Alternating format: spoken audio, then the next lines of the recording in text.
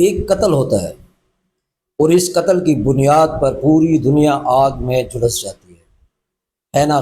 غیر معقول سی بات۔ جولائی 1914 سے 11 نومبر 1918 کے درمیان ہونے والی جنگ کا محرک یہی قتل تھا، لیکن کیا یہ حقیقت ہے؟ تقریباً 9 ملین لوگ جنگ میں مارے گئے، جبکہ 5 ملین سے زیادہ لوگ محاصرے، بمباری، قحط یا بیماری کے نتیجے میں ہلاک ہوئے۔ یہ تاریخ کے بدترین تنازعات میں سے ایک تھا۔ عثمانی نسل کشی اور 1918 کے ہسپانوی فلو کے وائرس کے نتیجے میں مزید لاکھوں افراد ہلاک ہوئے، جو پورے تنازع کے دوران جنگجوؤں کی نقل و حرکت سے منتقل ہوا۔ جنگ کے شروع کی وجہ دراصل ایک قتل سے کہیں زیادہ پیچیدہ ہے، جبکہ واقعات کا ایک سلسلہ تھا جو براہ راست لڑائی کا باعث بنا۔ تو آج ہم جنگ سے پہلے کے محرکات کو جانتے ہوئے جنگ عظیم سے گزرتے ہیں۔ دوستو، وقت گزرنے کے ساتھ یورپ بھر کے ممالک نے باہمی دفاعی معاہدے کیے جو انہیں جنگ میں کھینچ لانے والے تھے۔ ان معاہدوں کا مطلب یہ تھا کہ اگر کسی ملک پر حملہ کیا جائے تو اتحادی ممالک اس کا دفاع کرنے کے پابند ہوں گے۔ پہلی جنگ عظیم سے پہلے تحت ذیل اتحاد موجود تھے: روس اور سربیا، جرمنی اور آسٹریا ہنگری، فرانس اور روس، برطانیہ اور فرانس اور بیلجیم، جاپان اور برطانیہ۔ آسٹریا ہنگری نے سربیا کے خلاف اعلان جنگ کیا، روس سربیا کے دفاع کے لیے شامل ہو گیا۔ جرمنی نے روس کو متحرک ہوتے دیکھ کر روس کے خلاف اعلان جنگ کر دیا۔ جرمنی نے بیلجیم کے راستے فرانس پر حملہ کر کے برطانیہ کو جنگ میں کھینچ لیا۔ پھر جاپان جنگ میں داخل ہوا، بعد میں اٹلی اور امریکہ اتحادیوں کی طرف سے داخل ہو گئے۔ دوسرا اس کا فیکٹر سامراجیت ہے۔ سامراجیت سے مراد جب کوئی ملک دوسرے علاقوں کو اپنے کنٹرول میں لا کر اپنی طاقت اور دولت میں اضافہ کرنا چاہتا ہے۔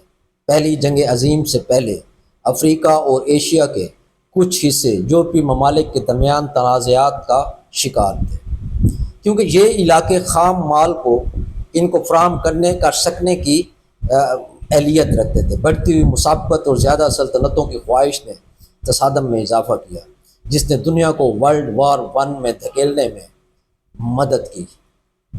عسکریت پسندی۔ دوستو، عسکریت پسندی جیسے ہی دنیا 20ویں صدی میں داخل ہوئی، ہتھیاروں کی دوڑ شروع ہو گئی۔ 1914 تک جرمنی میں فوجی ساز و سامان میں بہت زیادہ اضافہ ہوا۔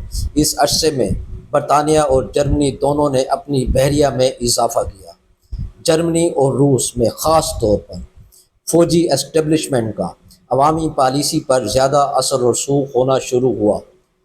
عسکریت پسندی میں اس اضافے نے جنگ میں ملوث ممالک کو دھکیلنے میں مدد کی۔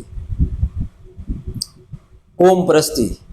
دوستو، جنگ کی زیادہ تر ابتدا بوسنیا اور ہرزیگوینیا کے سلاوی لوگوں کی خواہش پر مبنی تھی کہ وہ اب آسٹریا ہنگری کا حصہ نہ رہیں بلکہ سربیا کا حصہ رہیں۔ اس طرح قوم پرستی براہ راست جنگ کی طرف لے گئی، لیکن زیادہ عام طور پر یورپ بھر میں مختلف ممالک کی قوم پرستی نے نہ صرف آغاز بلکہ یورپ میں جنگ کو وسعت دینے میں اہم کردار ادا کیا۔ ہر ملک نے اپنا تسلط اور طاقت ثابت کرنے کی کوشش جاری رکھی۔ آرچ ڈیوک فرانس فرڈیننڈ کا قتل پہلی جنگ عظیم کی فوری وجہ، جس نے مذکورہ بالا حرکات کو عمل میں لایا: اتحاد، سامراج، عسکریت پسندی، قوم پرستی۔ آسٹریا ہنگری کے آرچ ڈیوک فرانس فرڈیننڈ کا قتل تھا۔ جون 1914 میں بلیک ہینڈ نامی سربیائی قوم پرست دہشت گرد گروپ نے آرچ ڈیوک کو قتل کرنے کے لیے گروپ بھیجے۔ ان کی پہلی کوشش اس وقت ناکام ہو گئی جب ایک ڈرائیور نے ان کی گاڑی پر پھینکے گئے گرینیڈ سے گریز کیا۔ تاہم اس دن بعد میں گریولو پرست نامی ایک سربیائی قوم پرست نے اسے اور اس کی بیوی کو قتل کر دیا جب وہ بوسنیا میں تھے، جو آسٹریا ہنگری کا حصہ تھا۔ اس علاقے پر آسٹریا ہنگری کے کنٹرول کے خلاف احتجاج تھا۔ سربیا بوسنیا اور ہرزیگوینیا پر قبضہ کرنا چاہتا تھا۔ اس قتل کے نتیجے میں آسٹریا ہنگری نے سربیا کے خلاف جنگ کا اعلان کیا۔ جب روس سربیا کے ساتھ اتحاد کی وجہ سے متحرک ہونے لگا تو جرمنی نے روس کے خلاف اعلان جنگ کر دیا۔ اس طرح باہمی دفاعی اتحاد میں شامل تمام ممالک کو شامل کرنے کے لیے جنگ کی توسیع کا آغاز ہوا۔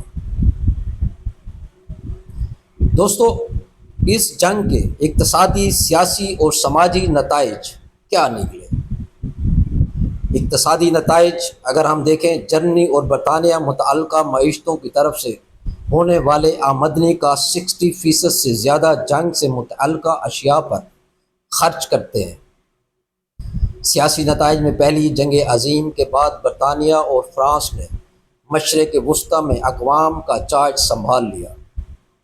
سماجی نتائج کی بات کریں تو جنگ کے بعد کئی ممالک نے خواتین کو نئے حقوق دیے، جن میں ووٹ ڈالنے کا حق بھی شامل تھا۔ متوسط اور نچلے طبقے سے تعلق رکھنے والے نوجوان مرد اور خواتین اس جنگ کے بعد کی قوم کی تشکیل کے بارے نئے نظریات سوچنے لگے۔ ورسائی کا معاہدہ کے تحت 28 جون 1919 کو ورسائی کے معاہدے پر دستخط کے ساتھ پہلی جنگ عظیم کا اختتام ہوا۔ ورسائی کے معاہدے نے دنیا کو دوبارہ جنگ میں جانے سے بچانے کی کوشش کی۔ عالمی جنگ کے اثرات کیا نکلے؟ دوستو، عالمی جنگ کے دوران 4 بادشاہوں کا تختہ الٹ گیا: جرمنی، ترکی، آسٹریا ہنگری اور روس۔ پہلی جنگ عظیم کے نتائج کے نتیجے میں لوگ مختلف نظریات کو زیادہ قبول کرنے لگے، جن میں باشیوک کا روس میں نمایاں ہونا اور اٹلی اور اس کے نتیجے میں جرمنی میں فاشزم کی کامیابی شامل ہے۔ جیسے جیسے لوگ زیادہ محب وطن ہوتے گئے، ایک کے بعد دوسرے ملک نے جنوب مشرقی ایشیا، مشرق وسطیٰ اور افریقہ میں نو آبادیاتی بغاوتیں شروع کر دیں۔ جنگ عظیم اول نے بنیادی طور پر نو آبادیات کے خاتمے کا اہم کردار ادا کیا۔ جنگ نے دنیا کو مالیاتی توازن کو تبدیل کر دیا، یورپی ممالک کو قرضوں میں دھکیل دیا اور ریاست ہائے متحدہ امریکہ کو دنیا کا غالب اقتصادی پاور اور قرض دہندہ کے طور پر قائم کیا۔ زیادہ تر ممالک میں دوستو افراط زر بڑھ گیا اور جرمن معیشت کو بھی تلافی کی ضرورت سے شدید نقصان پہنچا۔ پورے بر اعظم فوجیوں کے جانے کے ساتھ انفلوئنزا تیزی سے پھیل گیا، جس کے نتیجے میں ایک وبائی بیماری پیدا ہوئی جس نے عالمی سطح پر 25 ملین سے زیادہ افراد کو ہلاک کیا۔ تمام نئے ہتھیاروں کی تعیناتی جنگ عظیم اول نے عصری لڑائی کے چہرے کو ناقابل تلافی نقصان میں تبدیل کر دیا۔ جنگ عظیم سے بہت سے مزید اثرات منسوب کیا جا سکتا ہے، لیکن سچ یہ ہے کہ اس تباہ کن تنازع کی بنیاد کے بعد دنیا کبھی ایک جیسی نہیں ہو سکی۔ بہت سے مورخین کا خیال ہے کہ جنگ عظیم اول نے ایک ایسا ماحول قائم کیا جس نے نازی پارٹی کو اقتدار میں آنے اور دوسری جنگ عظیم کے اسباب پیدا کیے۔ نتیجہ، پہلی جنگ عظیم اکثر پہلی جنگ عظیم یا یہاں تک کہ جنگ عظیم جنگ سے پہلے ایک بین الاقوامی جنگ تھی جو 28 جولائی 1914 سے 11 نومبر 1918 تک جاری رہی۔